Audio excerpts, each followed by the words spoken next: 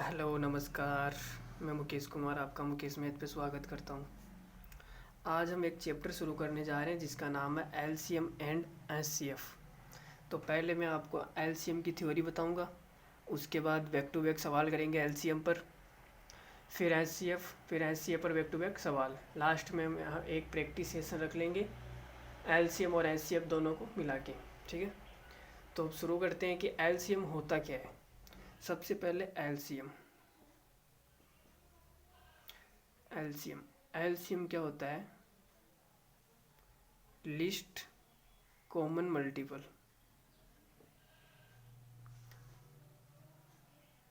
List common multiple, ठीक है। List का मतलब न्यूनतम, कॉमन का मतलब जो दोनों में कॉमन हो, मल्टीपल का मतलब होता है गुणज। तो हम एक एग्जाम्पल के शुरू समझते हैं इसे। जैसे मैंने कहा कि आपको 12 और 16 का एलसीएम निकालना है, ठीक है। तो पहले मैं 12 के मल्टीपल लिख रहा हूँ, 12 के मल्टीपल। मल्टीपल को हिंदी में बोलते हैं गुणज। तो 12 के मल्टीपल हो जाएंगे 12, 24, 36, 48, 60, 72, 84, 96, ऐसे आगे चलते जाएंगे, ठीक है। अब 16 के मल्टीपल क्या होंगे? 16 के मल्टीपल देखो आप, multiple of 16, 16, 32, 48, 64, 80, 96, 112, dot dot dot dot ऐसे चलते जाएंगे, ठीक है। अब ये तो हो गई मल्टीपल। अब कॉमन, अब इनमें कॉमन क्या है? कॉमन मल्टीपल,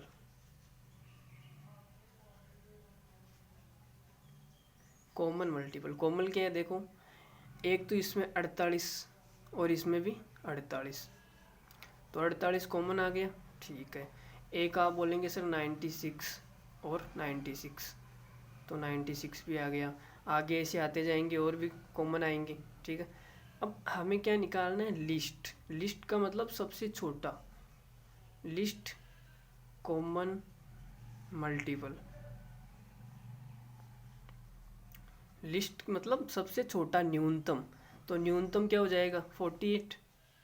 भाई 96 तो बड़ा नहीं है ना, 96 तो बड़ा है, ठीक है। 48 क्या है? छोटा है। तो हमें तो क्या लेना है? सबसे छोटा।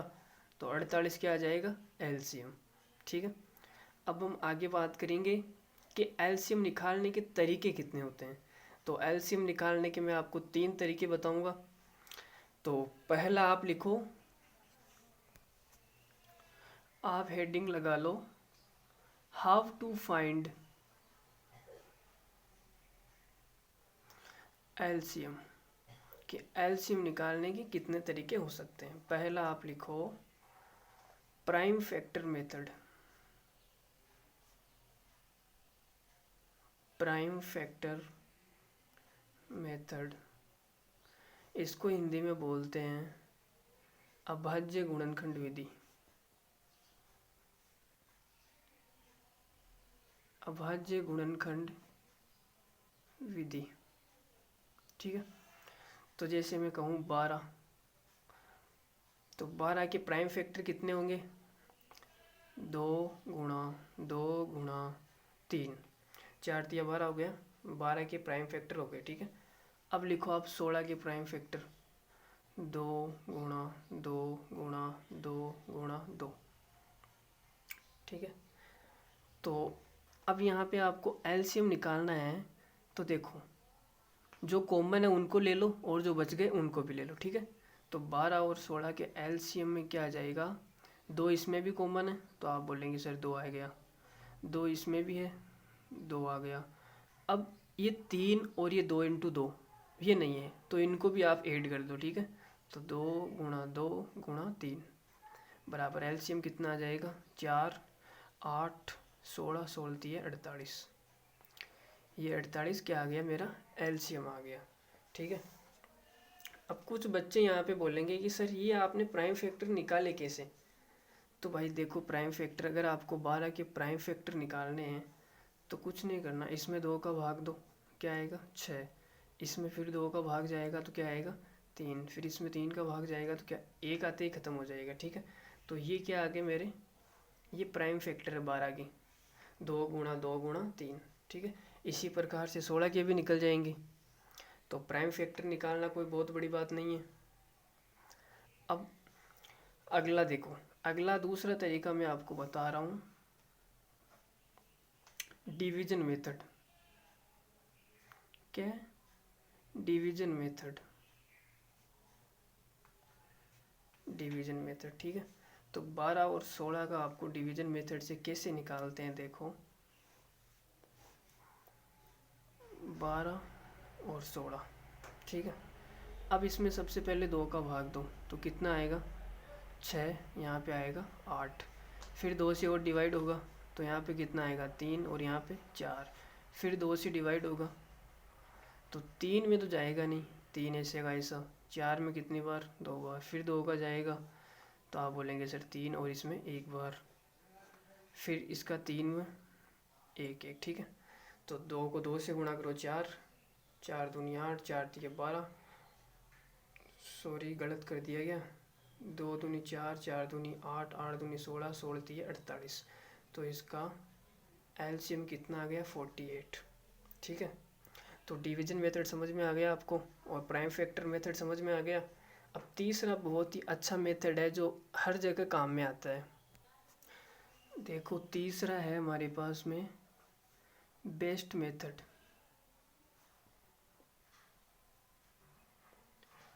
एलसीएम निकालने का सबसे अच्छा तरीका क्या है ये मैं आपको बता रहा हूँ। जैसे अगर आपको बोला जाए कि 12 और 16 का एलसीएम निकालो, तो आपको क्या करना है कि जो सबसे बड़ी संख्या है उसको एलसीएम मान लेना है अपनी मर्जी से जो भी।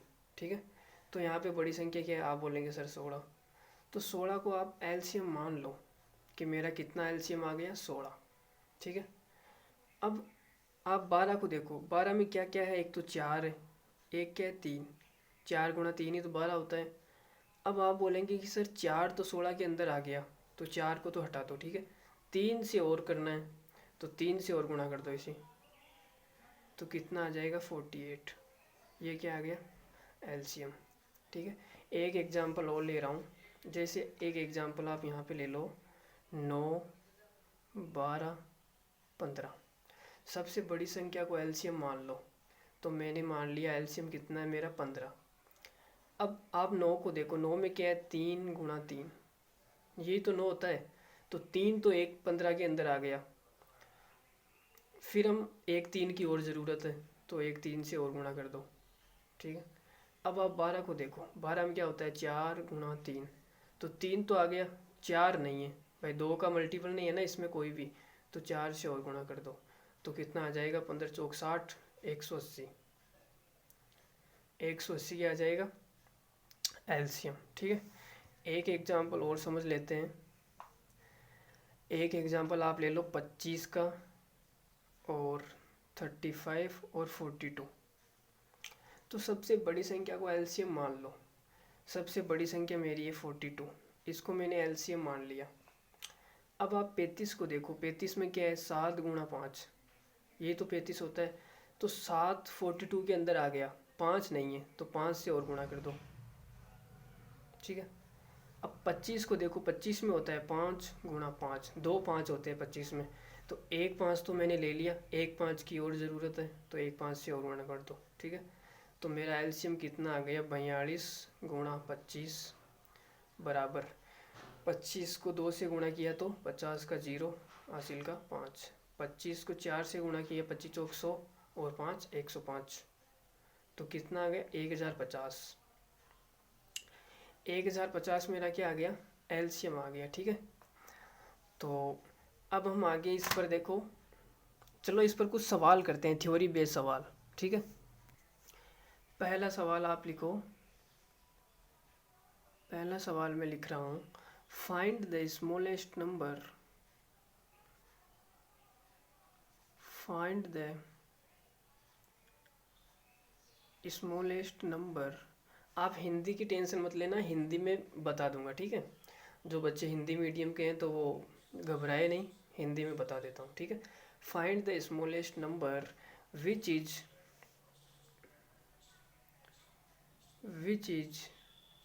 एग्जैक्टली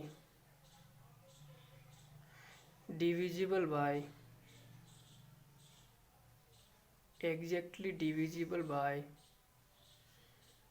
एक्स वाई जेड, ठीक है। तो इसका क्या हिंदी होगी, find the smallest number which is exactly divisible by X Y Z. तो वह छोटी से छोटी संख्या ज्ञात करो जो एक्स वाई और जेड तीनों से पूर्णतया विभाजित हो, ठीक है। तो इसका आंसर क्या होगा, इसका आंसर होगा सर, आप बोलेंगे LCM of X comma Y comma Z. भाई जो एलसीएम आएगा वो एक्स से भी डिवाइड होगा, वाई से भी डिवाइड होगा और जेड से भी डिवाइड होगा, ठीक है। तो ये इसका आंसर हो गया। इसका आंसर क्या आएगा, LCM of X comma Y comma Z. अब मैं आपके सामने दूसरा सवाल प्रस्तुत कर रहा हूँ, देखो। Find the smallest number, find the smallest number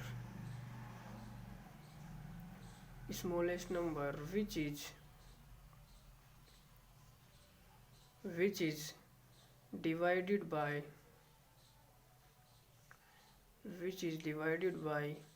x, y, z।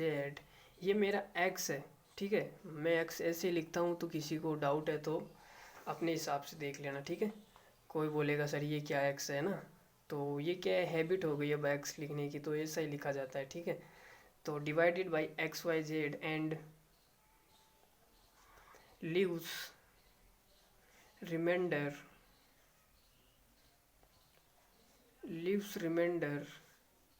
in each case क्या लिखा, and leaves remainder in each case is r, ठीक है। तो जब हम एक्स वाई जेड से डिवाइड करें तो leaves reminder in each case R remainder प्राप्त होता है, ठीक है। तो इसका आंसर क्या, इसकी हिंदी देख लो। Find the smallest number which is divided by X comma Y comma Z and leaves reminder in each case is R, ठीक है। तो जब वह छोटी से छोटी संख्या ज्ञात करो जिसको X comma Y comma Z से भाग देने पर प्रत्येक स्थिति में रिमाइंडर कितना बचे, आर, ठीक है। तो इसका आंसर क्या हो जाएगा, इसका आंसर हो जाएगा आपका LCM of X comma Y comma Z plus remainder R, ठीक है। तो एलसीएम निकाल के उसमें क्या करना है, आपको रिमाइंडर को जोड़ देना है, ठीक है। हम एग्जाम्पल के थ्रू और बहुत बेहतरीन तरीके से समझेंगे, तब तक के लिए आप एक बार देख लो। अब इसी पे एक सवाल और है, एक सवाल आप आखिरी सवाल लिख लो इस पर। Find the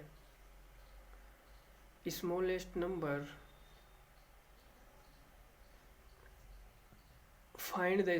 number is divided by X comma Y comma Z and leaves remainder A comma B comma C respectively,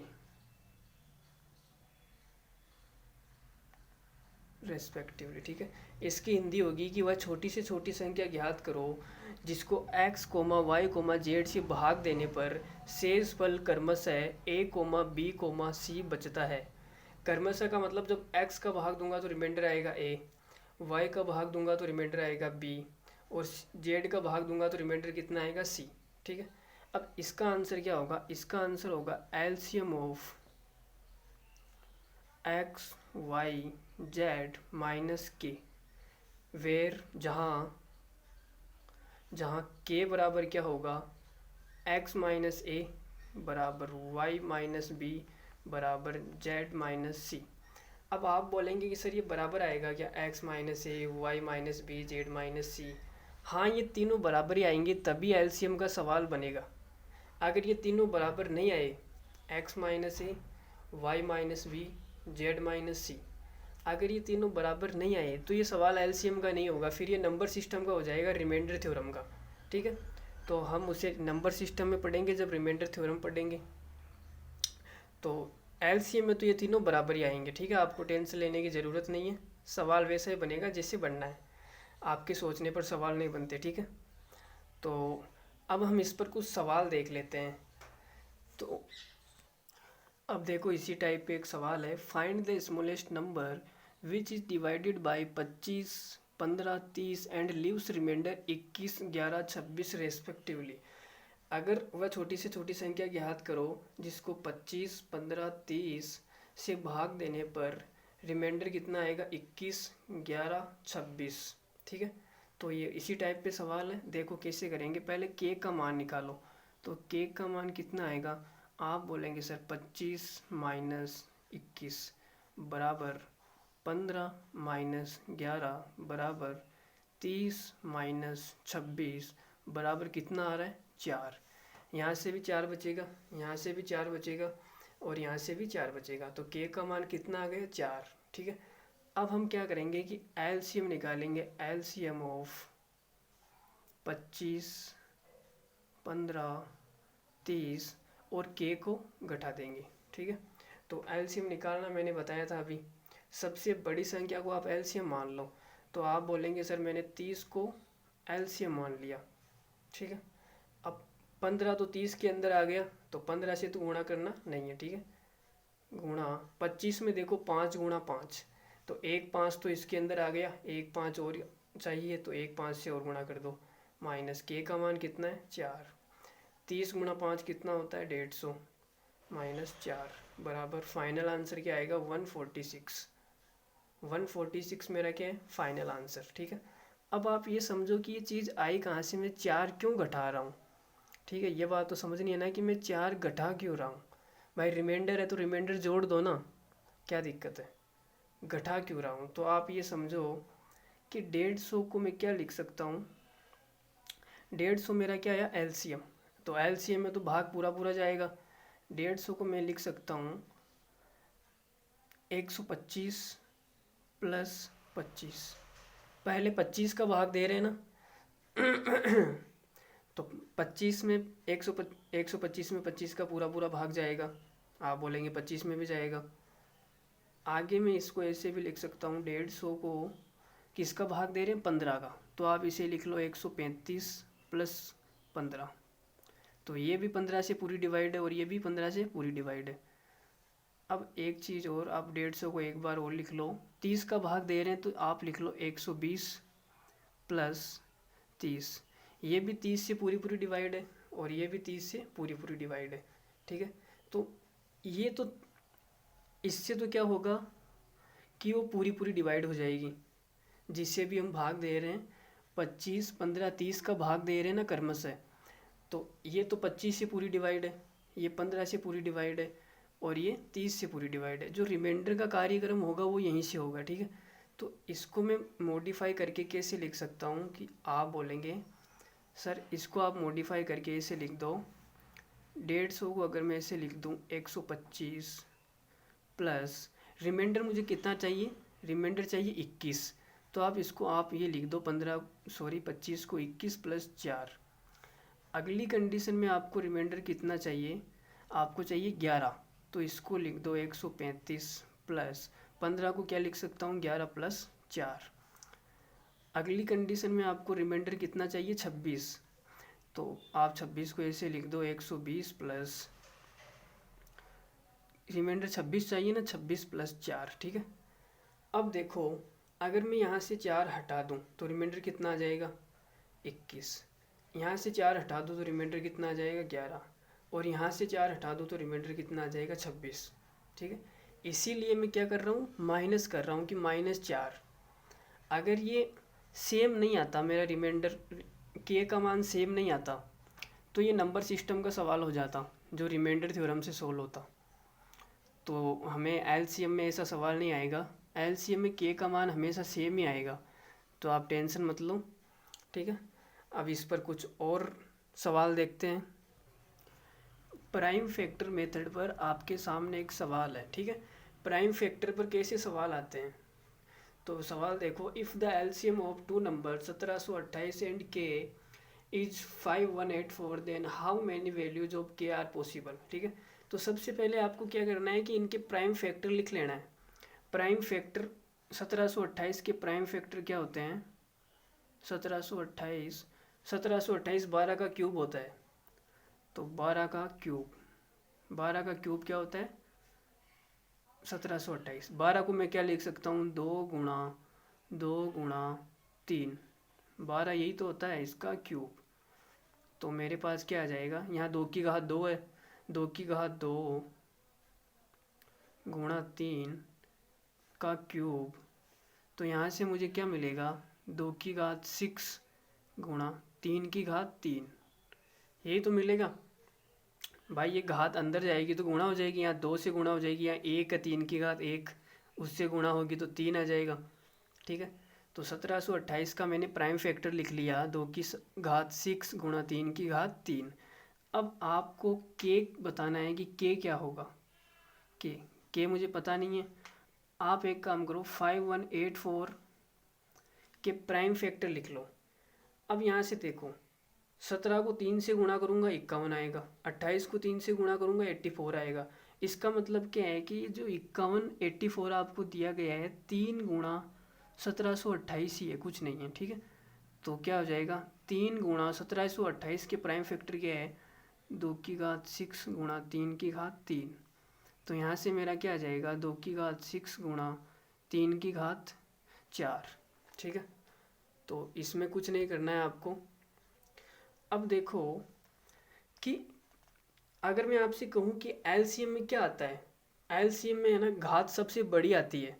भाई जो सबसे बड़ी घात होगी तभी तो पूरी तरह से डिवाइड होगा वो।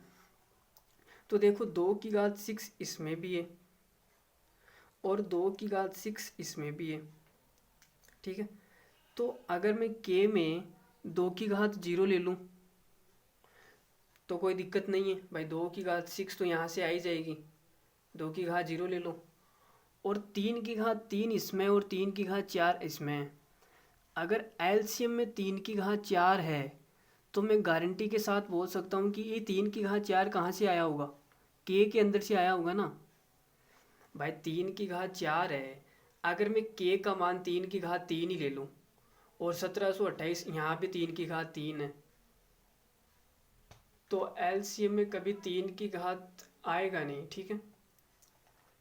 3 की घात 3 यहाँ पर भी है और 3 की घात 3 यहाँ ले लूँ तो एलसीएम में कभी 3 की घात 4 आएगा क्या, नहीं आएगा ना। तो कुछ नहीं करना। अब एक तो ये हो गया, अगला आप 2 की घात 1 गुणा 3 की घात 4 भी ले सकते हो।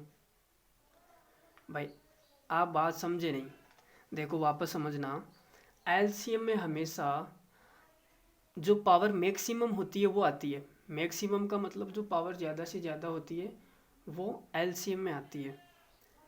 यहाँ 2 की घात 6 है और यहाँ भी 2 की घात क्या है 6 है, तो इसमें ज़्यादा वाला तो कोई मैटर ही नहीं है।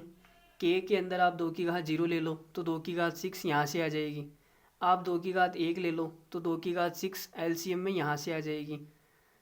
अगर आप 2 की घात 2 ले लो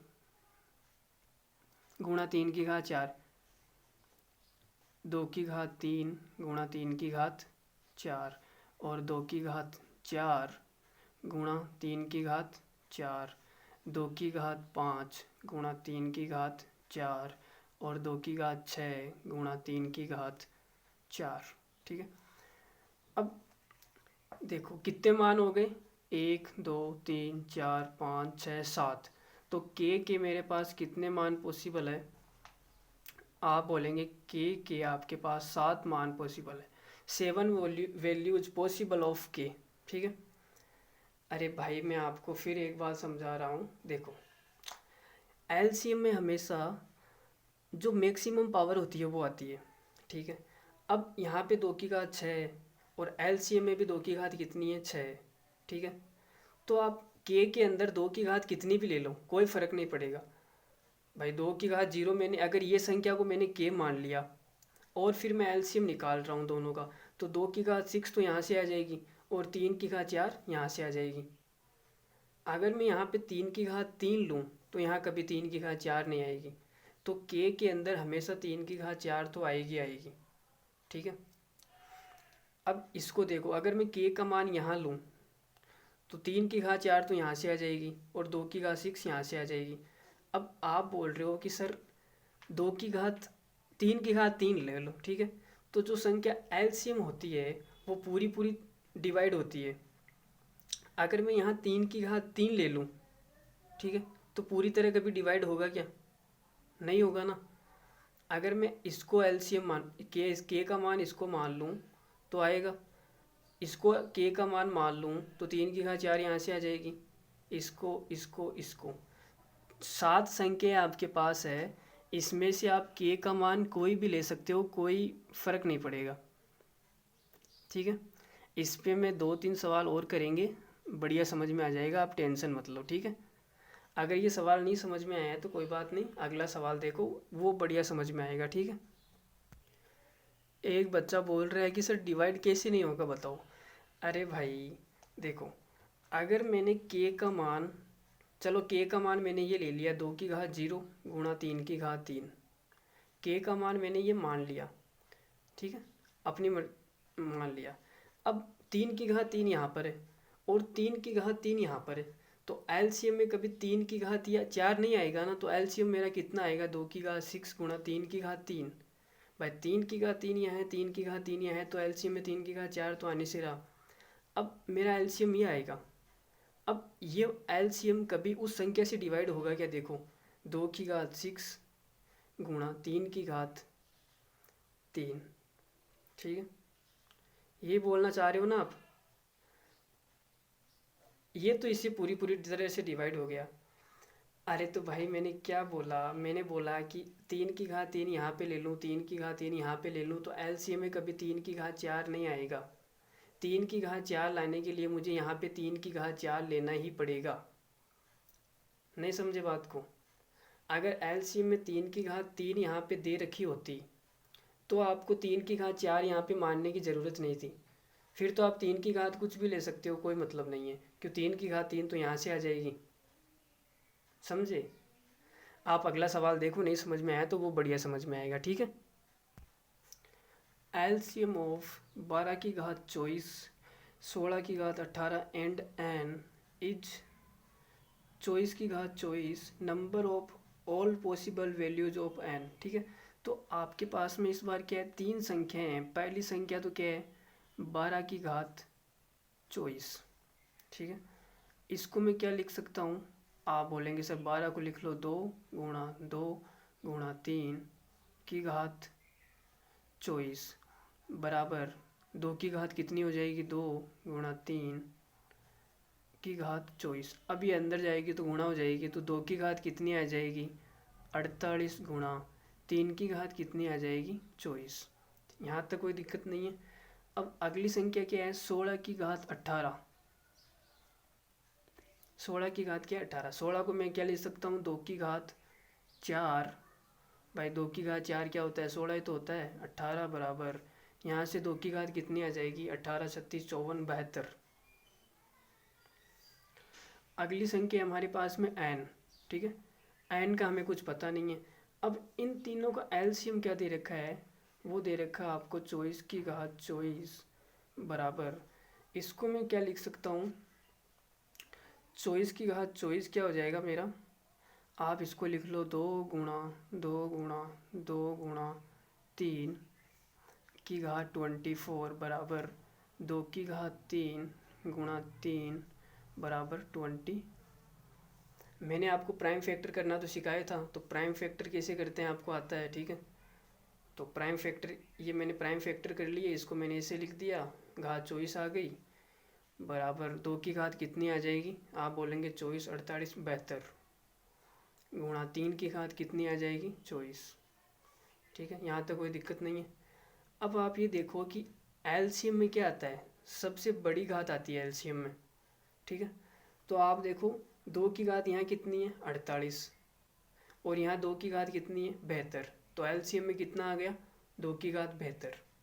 ठीक है, इसका मतलब कि एन के अंदर 2 की घात कितनी भी हो कोई मतलब नहीं है। 2 की घात 72 यहाँ से आ जाएगी, 2 की घात 72 आ गई। एन के अंदर 2 की घात कितनी भी हो, चाहे 2 की घात 0 हो, 2 की घात 1 हो, 2 की घात 2 हो, 2 की घात 3 हो, 0 से लगाकर 72 तक 2 की घात कितनी भी हो सकती है। एन के अंदर 2 की घात 0 से 72 तक कितनी भी हो सकती है, 2 की घात मैक्सिमम यहाँ एलसीएम में कितनी आएगी 72।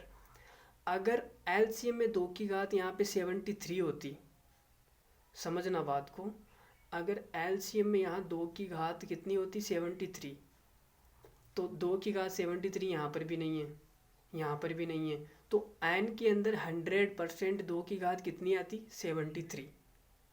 समझे। अब आगे देखना, इसमें 3 की घात कितनी है 24 और यहाँ से 3 की घात 24, 3 की घात 24 ज़्यादा से ज़्यादा इसमें ही है भाई। एलसीएम में घात सबसे ज़्यादा आती है, तो 3 की घात 24 यहाँ से आ जाएगी और इसमें 3 की घात 0 है, तो कोई मतलब नहीं है। एन के अंदर 3 की घात कितनी भी हो 0 से लगाकर 24 तक, देखो एन के अंदर 3 की घात 0 से लगाकर 24 तक कितनी भी हो सकती है। एलसीएम हमेशा क्या आएगा 3 की घात 24 ही आएगा।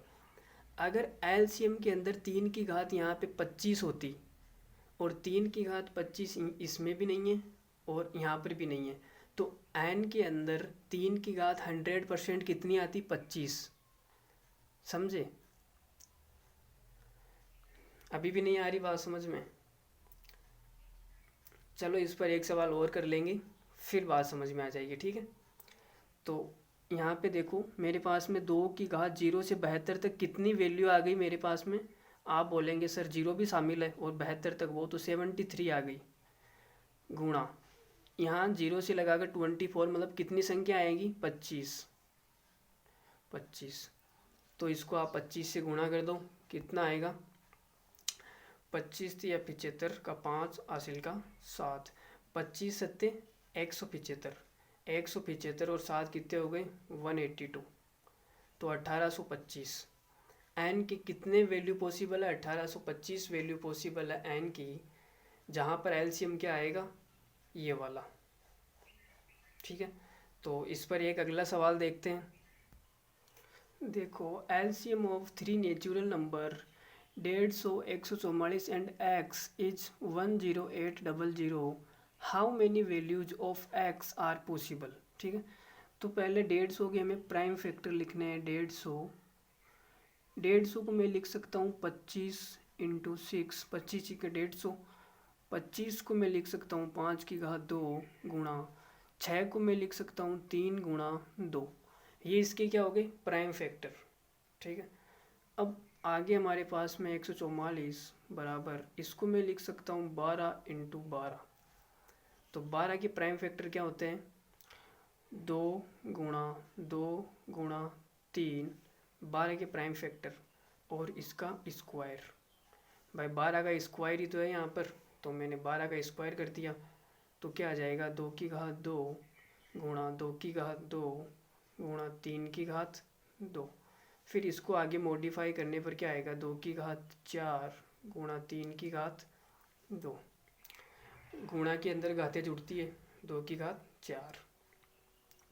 अब हमारे पास में एक संख्या है x, इसका हमें कुछ पता नहीं है। ठीक है, तो आगे आप देखो, आगे 10800, इसके प्राइम फैक्टर 108 को मैं लिख सकता हूँ 12 गुणा 9, 12 नंबर 108, गुणा के अंदर 2 जीरो है मतलब 100, 100 को मैं लिख सकता हूँ 25 गुणा 4। भाई लिख सकता हूँ ना। आप प्राइम फैक्टर वैसे करना मत बैठ जाना ऐसे डंडे की चेहरे से। ठीक है, ऐसे आपको पावर में लिखना है। तो 12 को मैं लिख सकता हूँ 2 गुणा 2 गुणा 3 12, और 9 को मैं लिख सकता हूँ 3 का स्क्वायर इंटू 25 को मैं लिख सकता हूँ 5 का स्क्वायर इंटू 4 को क्या लिख सकता हूँ 2 की घात 2। तो यहाँ से कितना आ जाएगा 2 की घात 2, 2 की घात 1 तो ये, एक ये और 2, तो 2 की घात टोटल कितनी आ गई 4, गुणा 3 की घात 1 यहाँ पर और 3 की घात 2 यहाँ पर, तो 3 की घात टोटल कितनी आ जाएगी 3, गुणा 5 की घात तो 2 ही है यहाँ पर। ठीक है, कोई दिक्कत नहीं है। अब आप ये बोलेंगे कि सर एलसीएम में हमेशा घात है वो ज़्यादा से ज़्यादा आती है, मैक्सिमम घात आती है एलसीएम के अंदर। तो आप ये देखो कि 2 की घात 4 एलसीएम में आई हुई है, 2 की घात 4 क्या है एलसीएम में आई हुई है। तो यहाँ पे देखो, यहाँ पे 2 की घात 1 है तो यहाँ से तो नहीं आई। ठीक है, 144 में 2 की घात 4 है तो 2 की घात 4 144 से आ गई, 2 की घात 4 कहाँ से आ गई 144 से, यहाँ से आई ना। तो x के अंदर 2 की घात 0 से लगाकर 4 तक कितनी भी हो सकती है, कोई मतलब नहीं है। ठीक है, 2 की घात 4 मैंने 144 से उठा ली, अब x के अंदर 2 की घात कितनी भी हो मुझे उससे कोई मतलब नहीं है। ठीक है, तो यहाँ से 2 की घात 0 भी हो सकती है, 1 2 3 4, 4 तक कितनी भी हो सकती है। अगर x के अंदर 2 की घात 5 ले ली मैंने तो एलसीएम के अंदर 100% 2 की घात कितनी आएगी 5 आएगी। समझ में आ रहा है ना बस। हाँ, तो बस ये बिल्कुल लल्लू सा सवाल है, कुछ नहीं है। देखो अब यहाँ पे देखो इसमें कितनी है 3 की घात 3 है, तो आप बोलेंगे सर 150 के अंदर 3 की घात 1 है और 144 के अंदर 3 की घात 2 है, तो 3 की घात 3 कहाँ से आई, 3 की घात 3 भाई x से आई होगी ना, 3 की घात 3 x में आएगी। अब यहाँ पे मैं 3 की घात 0 से लगाकर 3 तक कितनी भी नहीं ले सकता। अगर मैंने यहाँ 3 की घात 2 ले ली तो एलसीएम के अंदर कभी भी 3 की घात 3 नहीं आएगी, इसलिए मुझे 100% x के अंदर 3 की घात 3 ही लेनी पड़ेगी।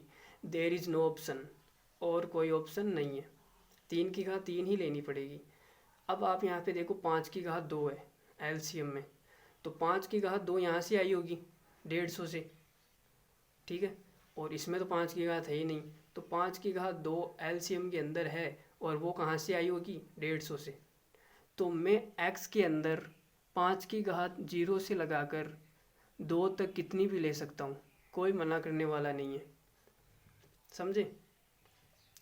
तो यहाँ से मेरे कितने मान आए होंगे, आप बोलेंगे 0 से 4 तक 5 मान आए होंगे, 0 1 2 3 4, 4 तक 5 मान हो गए भाई, 0 भी शामिल है तो 5 वैल्यू हो गई।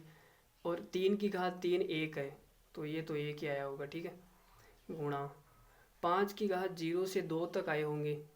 ठीक है, तो 0 1 2 3 वैल्यू हो गई, 3 वैल्यू हो गई, तो ओवरऑल टोटल x की कितनी वैल्यू आ गई 5 3 15। ठीक है, ओवरऑल कितनी वैल्यू आ गई 15, तो x के कितने मान संभव है 15। तो प्राइम फैक्टर पर ये 3 सवाल मैंने करवाए, आगे भी जब प्रैक्टिस सेशन होगा भाई एलसीएम एंड एचसीएफ जब पूरा कंप्लीट हो जाएगा तो हम इस पर एक प्रैक्टिस सेशन रख लेंगे जिसमें जो सवाल नहीं हुए होंगे वो कर लेंगे, तो उसमें भी प्राइम फैक्टर पर काफ़ी सारे सवाल करवा दूंगा तो और बढ़िया समझ में आ जाएगा। एक बार वीडियो वापस देखना, नहीं समझ में आया तो वीडियो का मतलब ही यही है भाई, वापस देख लो भाई। क्लास तो ये नहीं क्लास ख़त्म हो गई वापस कैसे देखें, वीडियो का मतलब यही है। डिजिटल इंडिया है भाई, कुछ भी हो सकता है, एवरीथिंग इज़ पॉसिबल। तो वीडियो को दोबारा चला के देखना, इस पे आगे कुछ और सवाल भी करेंगे। अब पहले हम थोड़ा सा एचसीएफ के बारे में जान लेते हैं, फिर बाद में मिक्स सवाल करेंगे। ठीक है, तो एचसीएफ देखो क्या होता है, एचसीएफ होता है highest common factor, highest common factor. ठीक है, एचसीएफ क्या होता है हाईएस्ट कॉमन फैक्टर। तो देखो अगर मैं कहूँ कि आपके पास में 2 संख्या है, एक तो 12 एक 16, ठीक है, कोई दिक्कत नहीं है। तो 12 के फैक्टर कितने होंगे, 12 के फैक्टर क्या क्या हो जाएंगे, 12 के फैक्टर हो जाएंगे 1 2 3 4 6 और एक 12 खुद। ठीक है, 16 के फैक्टर क्या क्या हो जाएंगे, 16 का फैक्टर हो जाएगा 1, 2, 4, 8 और 16 खुद। ठीक है, ये फैक्टर होते हैं भाई। मल्टीपल तो मैंने आपको बता ही दिया, मल्टीपल क्या होते हैं, फैक्टर क्या होते हैं। फैक्टर वो होते हैं मतलब डिवाइजर। 12 से कौन कौन सी ऐसी संख्या है जिसे पूरी तरह विभाजित किया जा सके भाई। 1, 2, 3, 4, 6, 12, इससे 12 पूरी तरह से विभाजित हो जाएगी। 16 के फैक्टर 1, 2, 4, 8, 16। तो आगे देखो, अब हमें क्या निकालना है, एचसीएफ। एचसीएफ में आता है कॉमन फैक्टर। एचसीएफ में क्या आता है, कॉमन फैक्टर। तो कॉमन क्या है इसमें, 1, 2, 1, 1, 2, 2, 4, 4 और कोई कॉमन नहीं है, कोई कॉमन नहीं है। अब एचसीएफ का मतलब होता है हाईएस्ट। हाईएस्ट का मतलब अधिकतम मान, सबसे ज़्यादा, हाईएस्ट कॉमन फैक्टर। तो एक हाईएस्ट है या 4 हाईएस्ट है, आप बोलेंगे सर 4, ये क्या है, हाईएस्ट मान है। तो 12 और 16 का एचसीएफ कितना आएगा, 4।